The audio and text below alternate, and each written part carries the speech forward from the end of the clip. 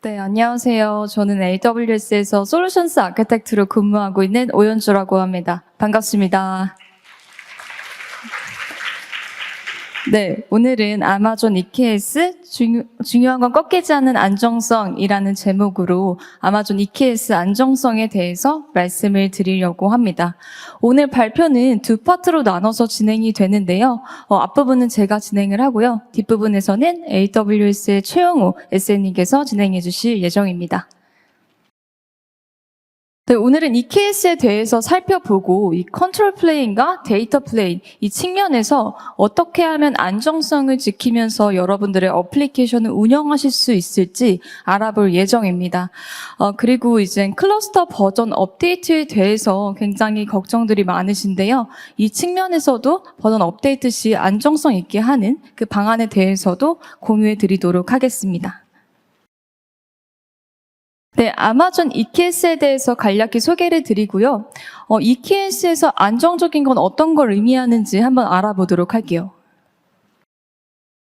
네, 최근 들어서 그 어플리케이션이 현대화되기 시작하면서 효율적으로 이 어플리케이션을 관리하고 개발하기 위해서 이 컨테이너 기술을 활용해서 어플리케이션을 운영하고 계시는데요. 많은 컨테이너가 운영이 되면은 이 복잡도가 높아진 컨테이너 환경을 신속하게 확장하고 관리하기 위해서는 오케스트레이션 툴이 필요로 합니다. 다들 아시다시피 이 쿠버네티스를 가장 많이 사용하시는 추세입니다. 그렇다면 저희가 자체적으로 이 쿠버네티스를 운영한다라고 했을 때 어떻게 운영되는지 한번 보도록 할게요. 상단에 보여지는 이 컨트롤 플레인과 아래에 보여지는 이 데이터 플레인 측면에서 무수히 많은 컴포넌트들이 존재합니다. 그래서 이 인프라 운영자가 이 모든 것을 다 운영을 해줘야 되고요. 만약에 서비스의 트래픽이 높아지게 되면은 가용성도 고려를 해주셔야 합니다. 그리고 만약에 컴포넌트가 배치될 물리적 장비가 없다면 여러분들께서 서버를 추가 구매하셔서 여기에다가 쿠버네티스를 세팅하는 작업도 진행해 주셔야 됩니다. 굉장히 복잡하고 많은 리소스가 들어가게 되죠. 그래서 아마존 EKS는 업스트림 쿠버네티스를 AWS 위에서 그대로 사용하실 수 있도록 제공해 드리는 서비스입니다. AWS 인프라 위에서 구동이 되기 때문에 이 보안적인 걱정도 덜으실 수가 있고요. 그리고 최소한의 리소스로 최대한의 효과를 얻으실 수 있는 서비스라고도 소개를 해드리고 있습니다. 예를 들어서 쿠버네티스 자체적으로 운영하실 경우에는 현재 버전과 하이 버전을 포함해서 3가지 정도의 버전이 지원 가능한데요. 아마존 EKS를 통해서 운영하실 경우에는 총 4개의 버전이 지원 가능합니다. 그렇기 때문에 이 인프라 운영자는 이 버전 업데이트 측면에서 조금 더 시간적 여유를 두고 운영을 하실 수 있게 됩니다. 이러한 EKS를 활용해서 여러 산업군에서 그리고 다양한 유즈 케이스에서 안정적인 컨테이너 환경을 통해 서비스를 운영하고 계십니다. 간략하게 EKS 아키텍처부터 한번 살펴볼까요? 저희 쿠버네티스를 자체적으로 운영하시는 경우와 아마존 EKS를 통해서 운영하시는 이 경우, 두 경우에서 가장 큰 차이점은 AWS가 컨트롤 플레인 영역을 가져간다라는 부분인데요. 그래서 고객분들께서는 컨트롤 플레인을 직접 운영하지 않으셔도 되고 비즈니스 요구사항에 맞게 이 어플리케이션 코드 개발에 더욱더 집중을 하실 수 있게 됩니다. 그래서 여러분들의 어플리케이션을 사용하는 유저들은 더 다양한 기능을 경험할 수 있게 되는 거죠. 그리고 이 데이터 플레인 측면에서도 적은 리소스로 운영하실 수 있도록 셀프 매니지드, 그다음에 파게이트 등 데이터 플레인이 구동되는 이 워커 노드의 타입도 선택해서 활용해 보실 수가 있습니다. 아마존 EKS에서는 5가지의 가치를 두고 지속적으로 이것들을 지키려고 노력하는데요. 저희 한번 간략하게만 한번 살펴보도록 할게요. 첫 번째는 보안입니다. 저희 AWS에서 가장 최우선시로 최우선시 하는 것이 보안인데요. AWS 인프라가 여러분들의 어플리케이션이 보안에 노출되지 않도록 설계가 잘 되어져 있고요. EKS 보안 측면에서도 다양한 모범 사례를 제공해 드리고 있습니다. 네, 두 번째로는 이제 안정적으로 서비스를 운영하실 수 있도록 이 안정적인 네트워크 환경 그리고 가용성 등의 활용을 제공해 드리고 있습니다. 그 위로 가치를 한번 보시면은 퍼포먼스와 비용을 효율적으로 관리하실 수 있는 효율성, 그리고 운영 자동화, 그러니까 배포 자동화나 아니면은 알람 기능을 통해 운영 자동화 할 수 있는 가치가 있고요. 마지막으로는 이 EKS를 전체 조직에 적용함으로써 보다 그 내부 커뮤니케이션 리소스를 줄이게 되고요. 그 다음에 효율적으로 운영하실 수 있는 가치가 있습니다. 네, 이 중에서도 오늘은 보안이 보장되는 환경에서는 이 안정성이 가장 중요시 될 것 같아요. 그래서 아마존 EKS에서는 안정성에 대해 어떻게 접근하고 있는지 보도록 해보겠습니다. 자, 저희가 EKS 안정성을 살펴보기 전에 그럼 안정성이란 무엇인지 한번 살펴보도록 해보겠습니다. 안정성을 위해서는 두 가지 정도 개념을 말씀드릴 수가 있는데요. 첫 번째로는 고가용성입니다. 그래서 서버 레플리케이션을 기본을 두고 서비스를 운영하다가요. 서버 하나가 고장이 났다면 그 고장난 서버를 서비스에서 배제시키고 정상적인 레플리케이션 서버를 통해서 서비스를 운영하게 되는 겁니다. 그러면 유저 입장에서는 고장 인지 없이 스무스하게 서비스를 이용할 수 있게 되고요. 이게 고가용성의 목표가 됩니다. 고가용성을 측정하는 매트릭으로는 N9s가 있는데요. 예를 들어서 99.999%의 가용성이다라고 한다면 이 시스템은 5-9s의 가용성을 가지고 있는 시스템이다라고 표현할 수가 있습니다. 두 번째로는 재복구입니다. 극단적인 환경이나 아니면 천재지변에서 빠르게 데이터를 복구하고 시스템 복구를 하는 것을 목표를 두고 있습니다. 그래서 여러분들이 데이터 백업을 얼마나 자주 하냐, 이것도 이 DR을 지키는 방법 중에 하나가 되겠죠. 그래서 이 시스템을 빨리 복구하는 것, 이것을 측정하는 매트릭은요, 복구 시간 목표인 RTU가 되겠고요. 장애난 시점에서 가장 가까운 데이터를 복원함으로써 데이터 손실을 최소화해주는 것을 복구 시점 목표, RPO라고 할 수 있겠습니다. 네, 그렇다면은 과연 EKS에서 안정성은 무엇일까요? 이 쿠버네티스에서는요, 굉장히 무수히 많은 컴포넌트들이 존재합니다.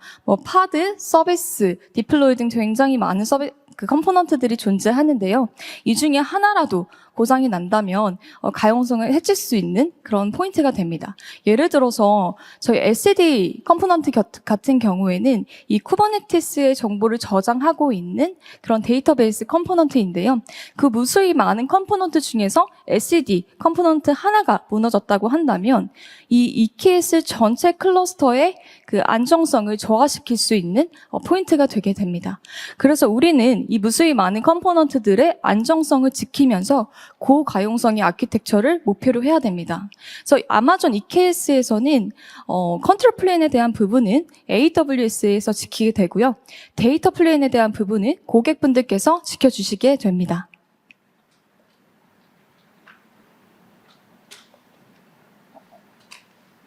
저희가 이제 EKS 안정성을 얘기하기 위해서는 AWS와 고객이 나눠서 맡고 있는 이 책임 공유 모델에 대해서 얘기를 할 필요가 있는데요. AWS에서는 인프라가 운영되는 이 하드웨어적인 부분을 포함해서 컨트롤 플레인의 컴포넌트의 안정성에 대한 책임을 가지고 있고요. 고객분들께서는 실제 그 어플리케이션 코드가 올라가는 데이터 플레인에 대한 책임을 가지고 계십니다. 예를 들어서 실제 어플리케이션 코드가 올라가는 파드나 배포, 그리고 이제 서비스를 노출시키는 설정 같은 것들을 고객분들께서 해주셔야 됩니다. 이 데이터 플레인을 안정성을 지키는 방법에 대해서는 다양한 방법이 존재하는데요. 뒤에서 발표해 주시는 최영호 에세님께서 자세하게 다뤄주실 예정입니다. 네, AWS 계정과 그 다음에 고객 계정 사이에 이 교차 계정 ENI가 있는 것을 확인하실 수가 있는데요. 이 부분은 컨트롤 플레인이 속해 있는 AWS 계정과 그리고 여러분의 그 VPC가 원활하고 보안성 있는 네트워크 통신을 하기 위해서 각 가용 영역마다 교차 계정 ENI를 제공하고 있습니다. 자, 정리를 한번 해보자면 AWS에서 안정성을 지키려고 하는 것은 AWS가 맡고 있는 이 컨트롤 플레인 부분과 그리고 고객분들께서 맡고 계시는 이 데이터 플레인, 이 두 영역을 나눠서 얘기를 할 수가 있게 되고요. 이 두 플레인 모두 안정성을 지켜야 비로소 이 EKS의 안정성을 지키실 수가 있게 됩니다. 그래서 제가 이제 AWS에서는 컨트롤 플레인을 맡는다고 말씀을 드렸는데요. 과연 어떠한 컴포넌트가 있는지 한번 살펴보도록 하겠습니다. 쿠버네티스의 API를 처리해주는 이 API 서버가 있고요. 그 다음에 AWS 클라우드 환경과 그 다음에 쿠버네티스 환경을 연결해주는 이 클라우드 컨트롤러가 있습니다. 그리고 여러 컨트롤러를 관리해주는 컨트롤러 매니저가 있고요. 파드가 적절한 노드에 배치될 수 있도록 해주는 스케줄러 컴포넌트가 있습니다. 마지막으로 쿠버네티스의 정보를 저장하고 있는 SCD 컴포넌트가 있습니다. 그래서 AWS에서는 인프라를 포함해서 이 5가지 컴포넌트의 안정성을 보장해준다라는 의미가 되게 됩니다. 자, AWS에서는 어떠한 메커니즘을 통해 이 컨트롤 플레인의 안정성을 지키고 있는지 제가 한 2가지 정도 소개를 해드리도록 하겠습니다. 이게 지금 오른쪽에 보이시는 그림이 컨트롤 플레인 아키텍처인데요. 위쪽 부분인 API 서버 인스턴스부터 한번 살펴보시죠. API 서버는 쿠버네티스 API를 처리해야 되기 때문에 고가용성의 시스템을 필요로 합니다. 그래서 각 가용 영역마다 네트워크 로드 밸런서, NLB가 배치되어 있는 것을 확인해 보실 수 있습니다. 그래서 이 쿠버네티스 API에 대한 트래픽을 부하 분산해서 전달하게 되고요.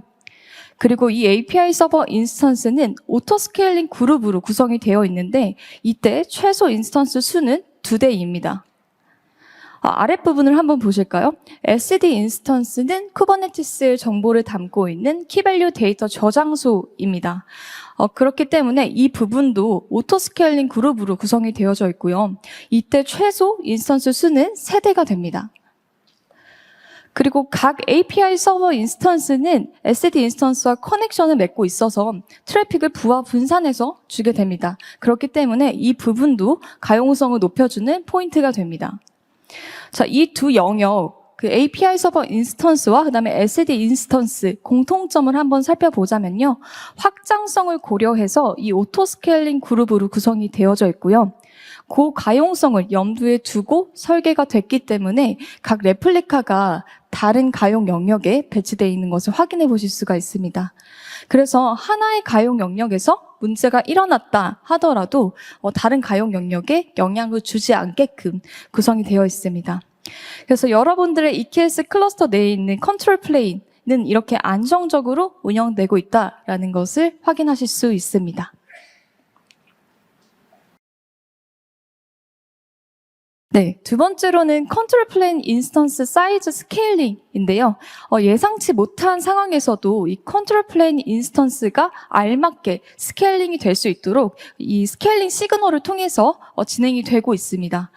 기본적으로는 CPU나 메모리, 매트릭을 보고 스케일링이 이루어지게 되고요.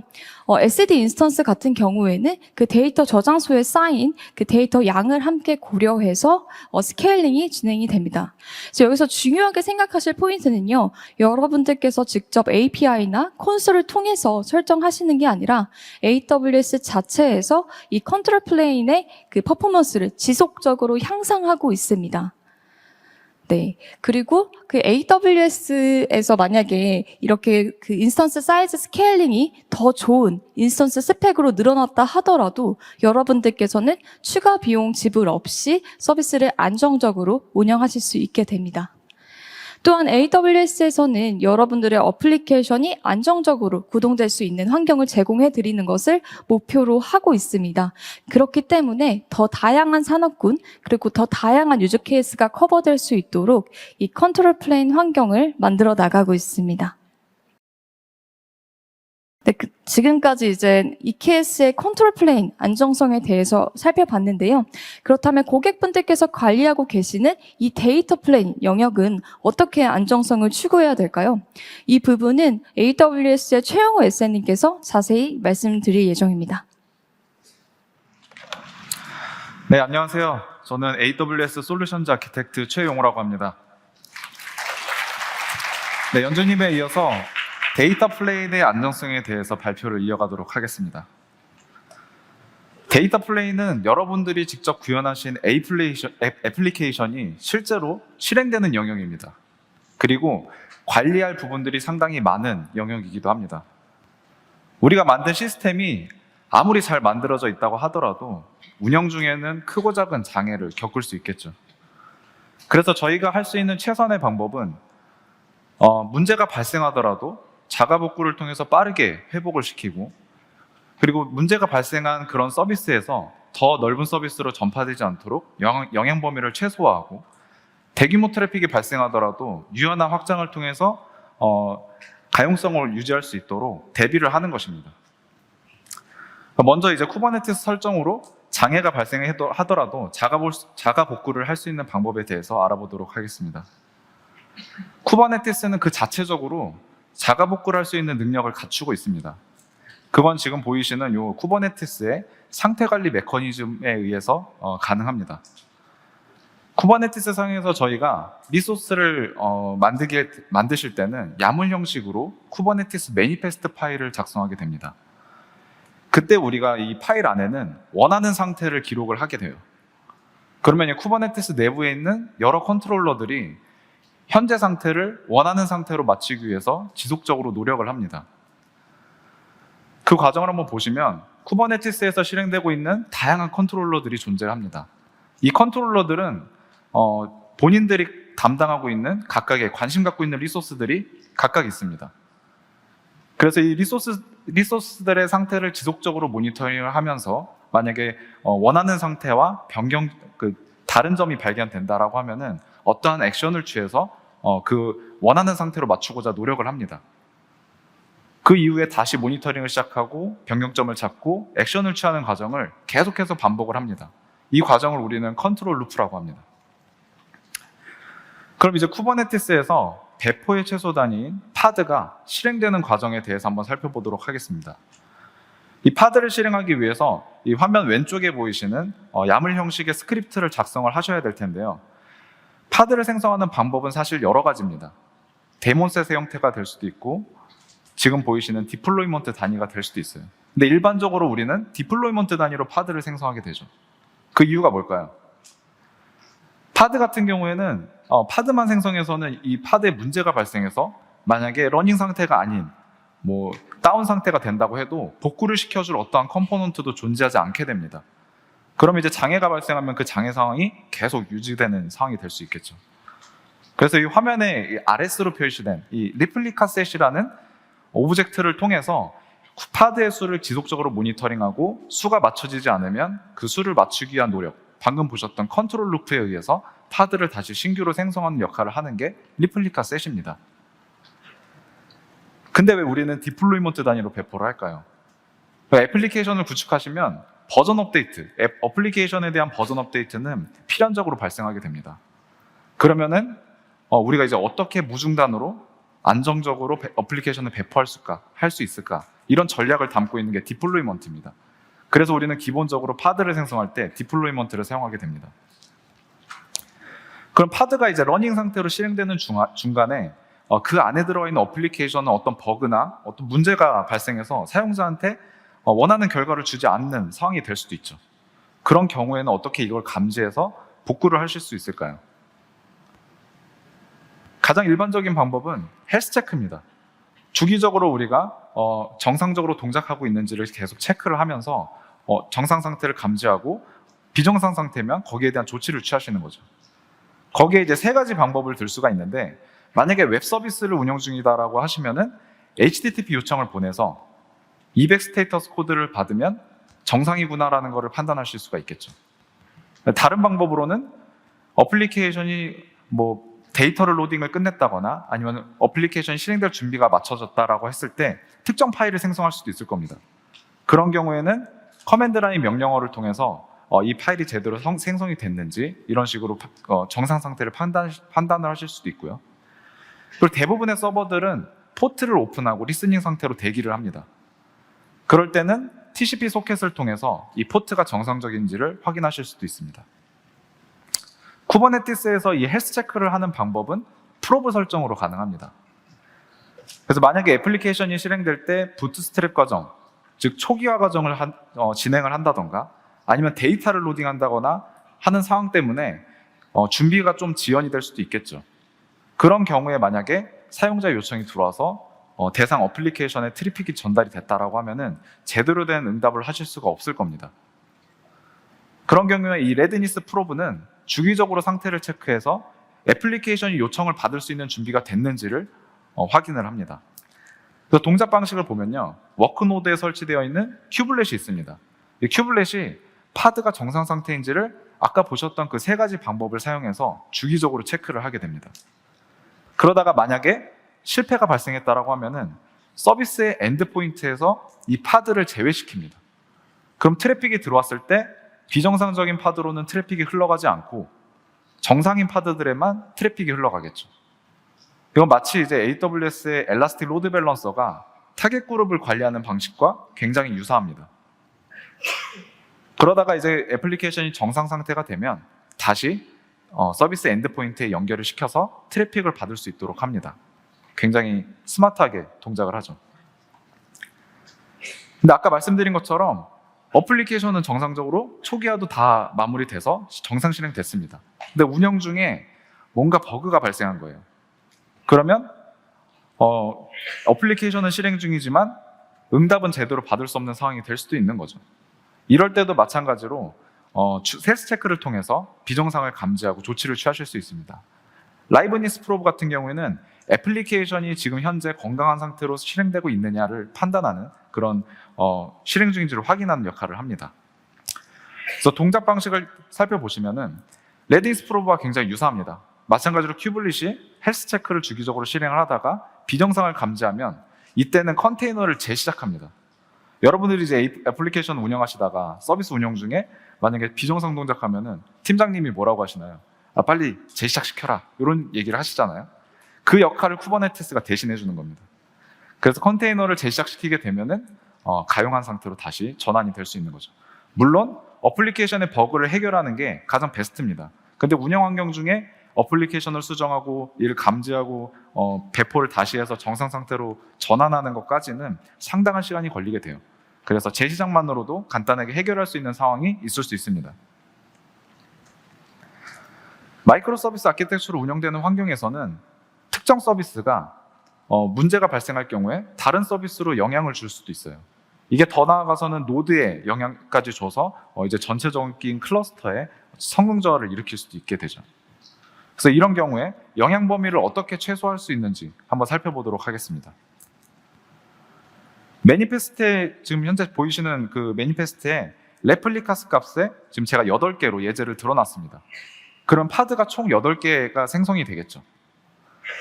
파드가 생성될 때 현재 프로비저닝 되어 있는 노드들 중에 최적의 노드를 정해서 이 파드를 배치하는 역할을 쿠버네티스 안에서는 스케줄러가 하게 됩니다. 물론 이 스케줄러는 파드를 골고루 배치할 수 있게끔 굉장히 노력을 해요. 하지만 이 우선순위를 정하는데 영향을 주는 설정들이 있습니다.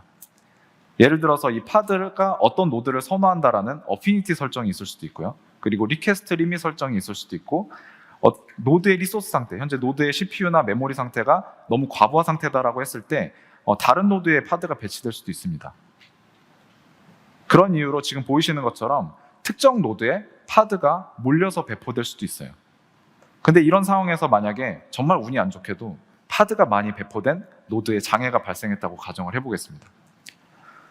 그러면 이제 다른 노드들에는 파드들이 원하는 수보다 좀 부족한 상태로 유지될 수 있기 때문에 들어오는 트래픽에 대해서 부하를 받을 수가 있겠죠. 그리고 이 노드의 헬스 체크를 하는 그 컨트롤 플레인에서 노드의 정상 상태를 체크하는 게 기본적으로 5분입니다. 그러다 보니까 최악의 경우에는 노드가 다운됐다라는 걸 감지하기까지 5분의 시간이 소요될 수도 있어요. 그동안은 파드가 재배치되지 않고 비정상 상태로 계속 유지될 수도 있는 겁니다. 그래서 이런 경우에는 가장 쉽게 이 문제를 해결할 수 있는 방법은 각각의 노드에 파드를 골고루 배치하는 거예요. 그 중에 이제 할 수 있는 그 설정 중에 하나가 파드 안티 어피니티 설정입니다. 순차적으로 한번 보면요, 이 파드 안티 어피니티 설정 안에는 토폴로지 키라는 설정을 하게 돼요. 이 토폴로지 키는 뭐냐면 노드의 레이블을 지정하게 되는데, 지정된 노드를 기준으로 파드를 어떻게 스케줄할 거냐, 스케줄링을 할 거냐 말 거냐를 이 기준으로 판단을 하게 돼요.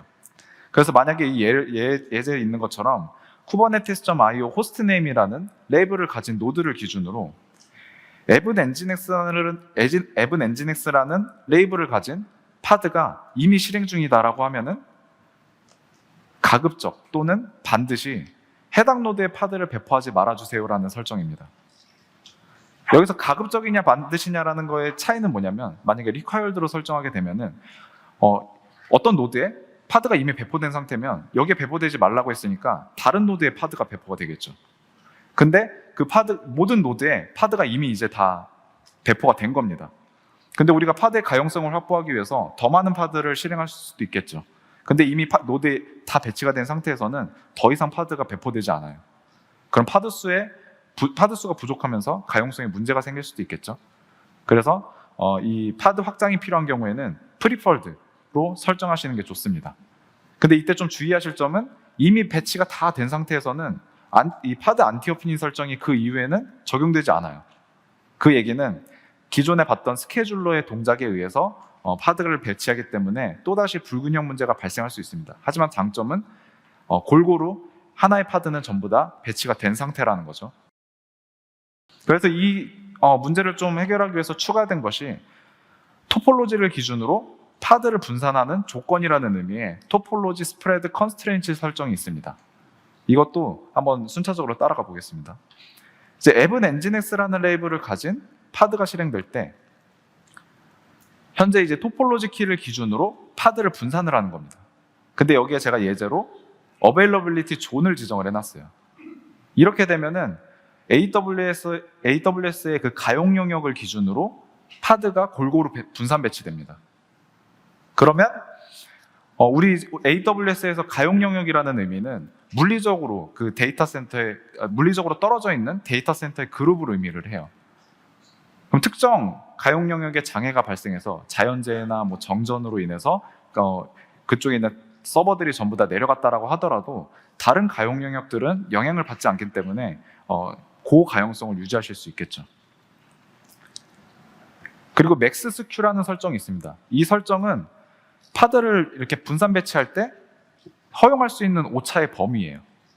여기 예제에서는 이제 하나로 설정했으니까, 예를 들어서 만약에 3개의 가용 영역에 10개의 파드를 배포한다라고 가정을 해보면 4개, 3개, 3개의 비율로 파드가 배포될 겁니다. 이렇게 골고루 파드를 분산 배치할 수 있는 거죠.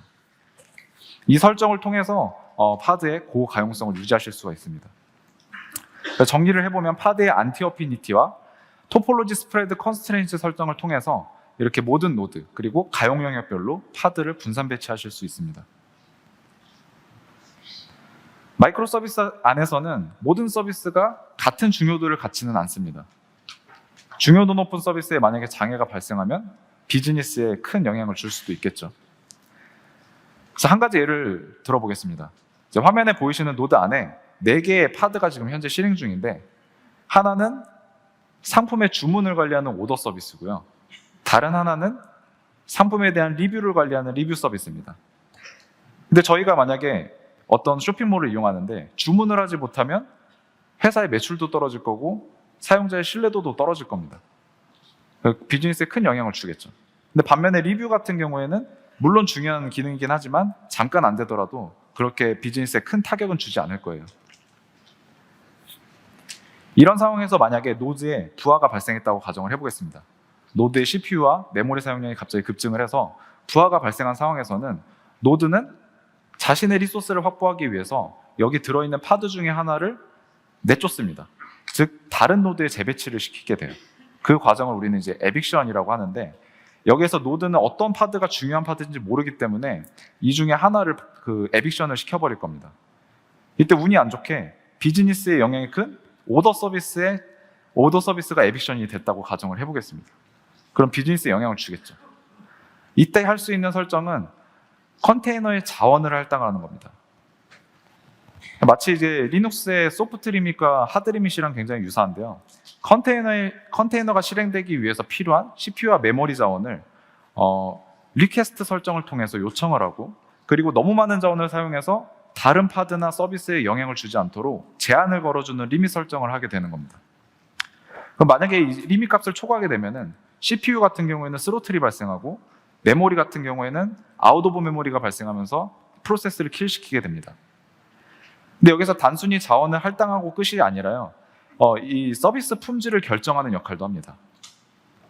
그래서 조금 전에 봤던 오더 서비스와 리뷰 서비스의 중요도를 지정하실 수가 있게 돼요. 세 가지 클래스가 존재를 하는데, 먼저 베스트 에포트 같은 경우에는 리퀘스트와 리밋을 둘 다 설정하지 않은 경우입니다. 이런 경우에는 노드에서 이 파드가 만약에 노드 자원이 여유가 있다라고 하면은 이 파드를 계속해서 실행하게끔 최선의 노력은 합니다. 근데 노드 리소스가 부족해진 시점에는 가장 먼저 에비션 되는 대상이 됩니다. 두 번째로는 이제 버스터블 설정인데요. 이 설정은 리퀘스트와 리밋 설정은 했지만 그 값이 수치가 조금씩 다른 경우입니다. 이 경우에는 리퀘스트보다 조금 더 자원을 버스트해서 사용할 수 있게 돼요. 근데 이 경우에도 리퀘스트 값, 리소스 사용량을 초과하는 경우에는 에빅션의 대상이 될 수 있습니다. 마지막으로 이제 개런티드 같은 경우에는 리퀘스트와 리밋 설정을 하고, 그리고 리퀘스트 리밋 설정을 동일하게 맞춘 겁니다. 이 경우에는 리밋으로 지정해 놓은 리소스량을 초과하기 전까지는 파드가 에빅션 되지 않도록 보장을 해줘요. 그 얘기는 가장 오래 살아남을 수 있는 파드가 된다는 거죠.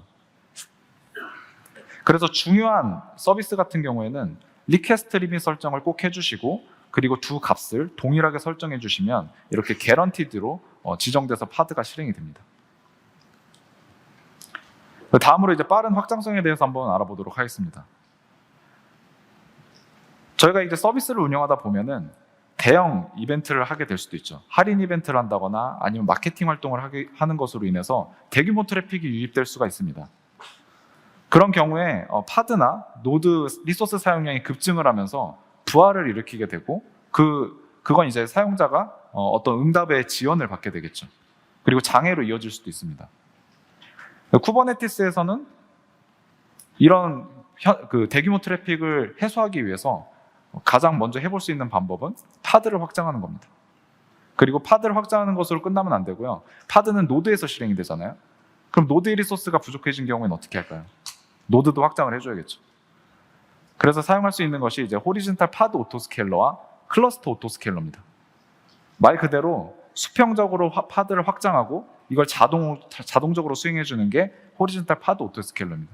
그리고 노드의 확장을 노드의 리소스가 부족해진 경우에 노드를 확장할 수 있는 게 이제 클러스터 오토스케일러입니다. 동작 방식을 좀 살펴보겠습니다. 여기 예제로 두 개의 노드가 있어요. 그리고 그 안에는 파드가 지금 정상적으로 실행이 되고 있습니다. 근데 이제 파드가 부하를 받기 시작하는 거죠. 그러면 이 부하 상황을 감지하기 위해서는 파드의 CPU와 메모리 사용량을 수집할 수 있어야 됩니다. 그럼 파드랑 메모리 사용량을 수집하는 역할을 해주는 게 매트릭 서버입니다.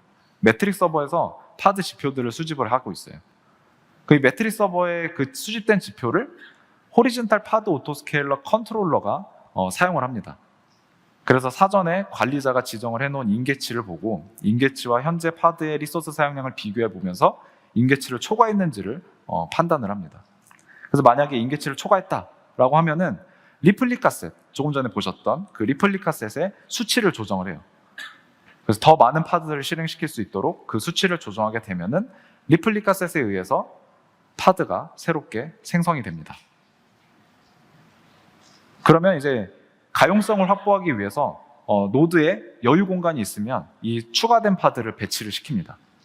이게 이제 호리즌탈 파드 오토스케일러의 역할인 거죠. 근데 이 트래픽이 계속해서 유입이 되는 겁니다. 그러면 결국에는 노드의 리소스가 부족해질 거예요. 그 상태에서는 더 이상 파드가 들어갈 공간이 존재하지 않기 때문에 추가되는 파드가 대기 상태에 빠져버리는 거죠. 이걸 우리는 이제 펜딩 상태라고 합니다. 그래서 파드가 펜딩 상태에 빠지게 되면 클러스터 오토스케일러가 이걸 감지를 합니다. 그래서 이 파드가 지금 배치되지 못하고 있구나. 지금 노드가 부족하구나. 그러면 이제 노드를 추가적으로 실행시켜야겠구나라는 걸 판단을 해서 AWS의 오토스케일링 그룹에 desired capacity 값을 조정을 합니다. 그래서 현재 실행되고 있는 노드 수보다 더 많은 수의 노드를 실행시키기 위해서 그 값을 증가시키는 거죠. 그러면 새로운 노드가 생성이 되면서 이제 파드가 들어갈 수 있는 공간을 만들게 됩니다. 그럼 최종적으로는 아까 펜딩 상태에 빠졌던 파드가 이 신규 노드에 들어가게 되면서 파드의 가용성, 노드의 가용성을 모두 다 확보하게 되는 거죠. 근데 이 클러스터 오토스케일러를 사용하시는 고객분들이 어려움을 겪고 계시는 포인트들이 있습니다. 지금 앞에서 보신 것처럼 이 펜딩 파드가 발생하고 나서 클러스터 오토스케일러가 감지하고 그 다음에 오토스케일링 그룹을 API를 요청해서 값을 조정하고 새로운 노드가 프로비저닝 되기까지 상당한 시간이 걸리게 돼요. 그래서 빠른 확장이 어렵다라는 그런 고충이 좀 있으시고요. 그리고 오토스케일링 그룹을 기반으로 노드 그룹이 만들어지다 보니까 인스턴스 유형을 오토스케일링 그룹마다 하나씩 설정할 수 있겠죠. 우리가 마이크로 서비스를 운영하다 보면은 각 서비스마다 사용하는 자원이 다 다를 겁니다. 어떤 서비스는 CPU를 많이 쓰고 어떤 서비스는 메모리를 많이 쓰고 이렇게 좀 다를 수 있겠죠. 근데 모두 같은 인스턴스 유형을 사용하게 되면은 비효율적으로 운영이 되겠죠. 그래서 이 인스턴스 유형을 달리 가져가기 위해서 노드 그룹을 계속해서 추가를 합니다. 그리고 비용 절감을 위해서 스팟 인스턴스를 만들려면 스팟 인스턴스를 위한 노드 그룹을 또 추가를 해줘야 돼요. 점점 증가하고 복잡도도 점점 올라가게 됩니다. 이런 어려움 때문에 등장한 것이 바로 카펜터입니다. 카펜터 같은 경우에는 목수라는 의미를 갖고 있어요. 목수가 하는 역할이 사람이 살 수 있는 집을 만들어주잖아요. 마찬가지로 카펜터는 파드가 살아갈 수 있는 노드를 만들어주는 역할을 합니다. 그래서 아이콘 보시면은 줄자 모양이죠. 네. 그래서 지금 절차를 보면은 펜딩 파드가 발생하면은 오토 스케일링 그룹을 조종하는 게 아니고 카펜터가 즉시 EC2 인스턴스를 프로비저닝 합니다. 그래서 더 빠르게 프로비저닝 할 수 있어요. 동작 방식을 보면은 펜딩 파드, 지금 이제 노드의 이제 호리진탈 오토 스케일러에 의해서 파드를 추가해야 되는 요건이 생겼다라고 하면은 노드에 공간이 있다면 당연히 HPA에 의해서 파드가 추가될 겁니다. 근데 이제 노드 리소스가 부족해서 노드를 추가해야 되는 상황이 발생한 거예요. 그런 경우에는 카펜터는 이를 감지해서 현재 이제 배치되지 못하고 있는 파드들의 리소스 요청, 아까 봤던 리퀘스트 설정이나 여러 설정들을 보고 가장 적합한 인스턴스 유형을 선택해서 프로비저닝을 합니다. 핏에 맞는 인스턴스를 지정하게 되는 거죠. 그래서 리소스를 굉장히 효율적으로 쓸 수 있어요. 그리고 불필요하게 큰 인스턴스를 만드는 게 아니고 딱 적합한 인스턴스 유형을 선택하기 때문에 비용 절감 효과도 있습니다. 심지어는 노드가 만약에 일을 하지 않고 있다라고 하면은 이걸 즉시 축소시켜 갖고 비용을 또 절감하실 수가 있습니다. 그래서 최적화된 용량을 제공할 수 있는 게 이제 카펜터의 장점입니다. 그래서 버전 업데이트 시에도 굉장히 많은 고충이 있으세요. 여기 이제 업데이트 할 때도 안정성이 중요한데 이거를 좀 안정성을 확보하기가 어렵다라는 고객분들의 여러 피드백이 있었습니다. 아마존 EKS의 버전 업데이트 같은 경우에는 150일 업스트림 쿠버네티스보다 100일에서 150일 정도 좀 늦은 릴리즈 주기를 가져갑니다. 그 이유는 뭐냐면 쿠버네티스 버전에 대한 안정성과 그리고 보안 기준을 통과하는지 그런 기준을 점검을 하는 시간이라고 보시면 될 것 같습니다. 그래서 평균 3개월 주기로 마이너 버전이 업데이트가 되는데 한 번 버전이 업데이트 되면은 14개월 동안 AWS에서 지원을 해드립니다. 근데 이때 이 얘기는 1년에 최소한 한 번은 버전 업데이트를 해주셔야 되고 그리고 버전 주기를 계속해서 따라가시려면은 1년에 한 3-4번의 업데이트를 해야 된다는 얘기예요. 그러면은 이 업데이트의 그 프로세스가 잘 갖춰져 있지 않으면은 굉장히 힘든 과정이 될 수도 있죠. 그리고 업데이트 하실 때는 항상 테스트 환경에서 테스트를 반드시 해보셔야 돼요. 왜냐하면 디프리케이트 되는 API도 있을 수 있거든요. 그런 경우에 무작정 업데이트를 하게 되시면 문제가 발생할 수 있겠죠. 아마존 EKS 같은 경우에는 이 업데이트 절차를 간소화시키기 위해서 굉장히 노력을 하고 있습니다. 그래서 현재는 EKS 콘솔에 들어가셔서 지금 업데이트 버튼을 클릭하는 것만으로도 인플레이스 업데이트를 하실 수 있습니다. 인플레이스라는 의미는 현재 운영 중인 클러스터를 그냥 그대로 업데이트 시킨다는 의미예요. 그래서 지금 업데이트를 누르게 되면은 현재 운영 중인 버전, 바로 다음 버전만 선택을 하실 수 있습니다.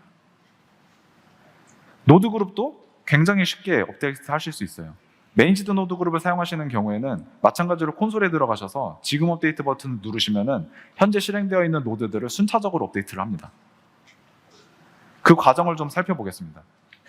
먼저 기존에 운영 중이던 워커노드들이 존재한다고 가정을 해보고, 여기에서 이제 업데이트가 딱 시작이 되면은 새로운 워커노드들이 생성이 됩니다.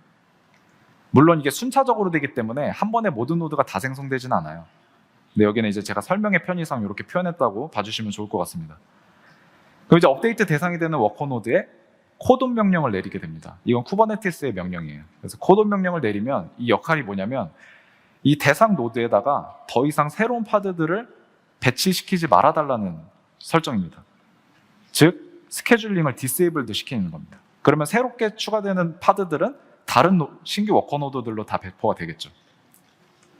그 다음에 이제 드레인 명령을 수행합니다. 이 드레인 명령이 하는 역할은 현재 이 노드에 실행 중인 파드들을 전부 다 다른 노드들로 내쫓는 겁니다. 그러면 지금 이제 기존 파드들이 새로운 노드에 배치되고 기존 파드들은 제거되는 방식으로 동작을 해요. 다른 워커 노드들도 동일하게 다 동작을 합니다.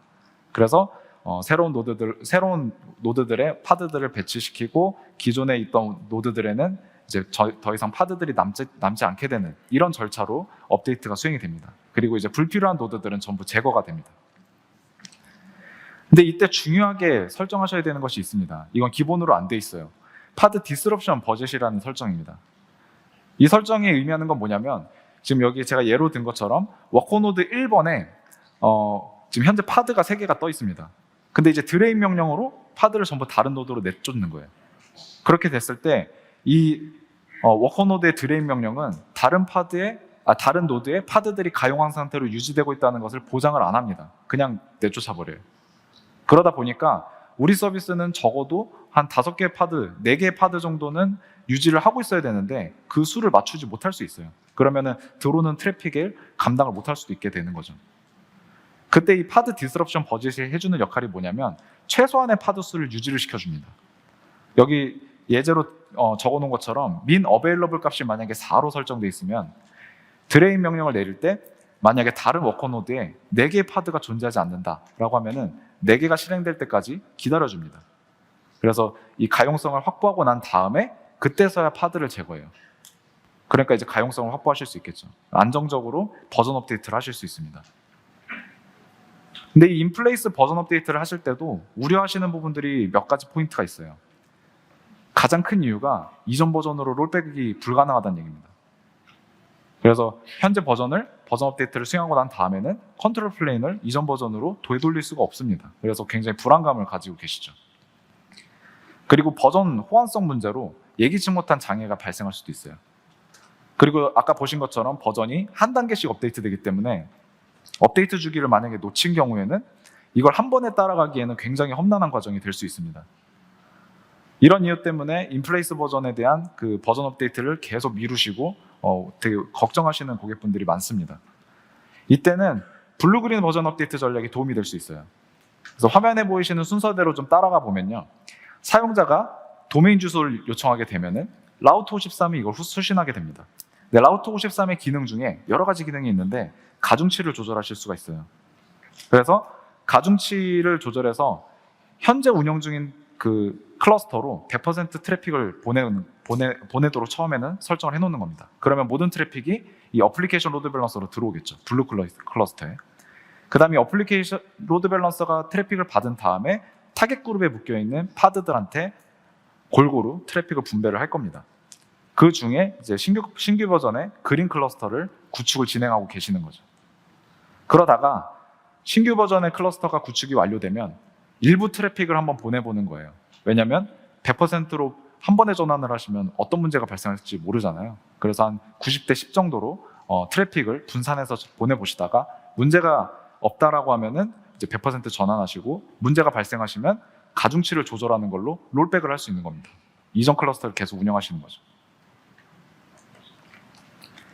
그래서 이제 정상적으로 동작하는 게 검증이 됐다라고 하면은 안정성 검증이 성공하면 그린 클러스터로 이제 가중치를 100% 넘기는 겁니다. 그렇게 되면은 이제 기존에 있던 클러스터에는 더 이상 트래픽이 가지 않고 신규 클러스터로 트래픽이 가게 돼요. 이렇게 안정적으로 운영하시다가 비용 절감을 위해서 기존의 블루 클러스터는 삭제하는 방식으로 버전 업데이트를 완료하시게 됩니다. 근데 지금 보신 것처럼 이 블루그린 업데이트를 하시려면은 새로운 클러스터를 만드셔야 돼요. 근데 아마존 EKS를 운영하시다 보면 설정할 것이 굉장히 많죠. 필요에 따라서는 애드온도 설치하셔야 되고 여러 가지 설정들이 있습니다. 그래서 만약에 사람이 관리를 하게 되면은 설정을 누락하실 수도 있고 사람이 실수를 할 수도 있습니다. 이런 것을 방지하기 위해서 우리는 인프라를 코드화시키는 것이 좋습니다. AWS에서는 대표적으로 클라우드 포메이션을 지원을 하고 있죠. 근데 클라우드 포메이션을 프로그래밍 방식으로 운영할 수 있는 게 바로 CDK입니다. 클라우드 디벨롭먼트 킷이라는 CDK이고요. 여기 CDK를 사용하실 때 EKS 블루프린트라는 것을 제공하고 있습니다. EKS 블루프린트를 사용하시면은 클러스터 생성부터 애드온 설치 이런 것들을 굉장히 적은 코드로 프로비저닝 하실 수 있어요. 그럼 역등성을 보장한 상태에서 새로운 클러스터를 만드실 수 있죠. 그리고 이렇게 코드화시킨 이런 코드들과 쿠버네티스 매니페스트 파일들이 점점 증가하면서 굉장히 관리할 파일들이 많아집니다. 그래서 최근에는 이 깃을 중심으로 이런 파일들을 중앙화시키고 운영을 자동화하는 깃옵스 전략이 각광을 받고 있어요. 그래서 이 전략도 사용하시면 도움이 많이 됩니다. 지금까지 말씀드린 내용을 좀 정리를 해보겠습니다. 지금까지 안정성을 중심으로 아마존 EKS의 컨트롤 플레인 내에서 AWS가 어떻게 가용성을 유지하기 위해서 노력을 하는지 알아봤고요. 그리고 데이터 플레인에서 발생할 수 있는 여러 가지 문제들을 해결하기 위한 전략들을 소개해드렸습니다. 그리고 버전 업데이트 시에도 안정적으로 업데이트할 수 있는 방법에 대해서 설명을 드렸습니다. 아마존 EKS는 이런 어려움들, 복잡한 과정들을 계속해서 간소화시키기 위해서 노력을 합니다. 그리고 그 과정은 아마존 EKS 로드맵을 통해서 투명하게 공개하고 있어요. 여기 들어가 보시면 현재 어떤 방향으로 아마존 EKS가 개선되고 있는지를 확인하실 수 있고요. 그리고 오늘 소개드린 내용을 포함해서 더 많은 아마존 EKS의 모범 사례를 웹사이트를 통해서 공개를 하고 있습니다. 꼭 들어가서 한번 보시고 운영하실 때 참고로 하시면 도움이 될 것 같습니다. 이상으로 발표를 마치도록 하겠습니다. 긴 시간 경청해 주셔서 감사합니다. 네.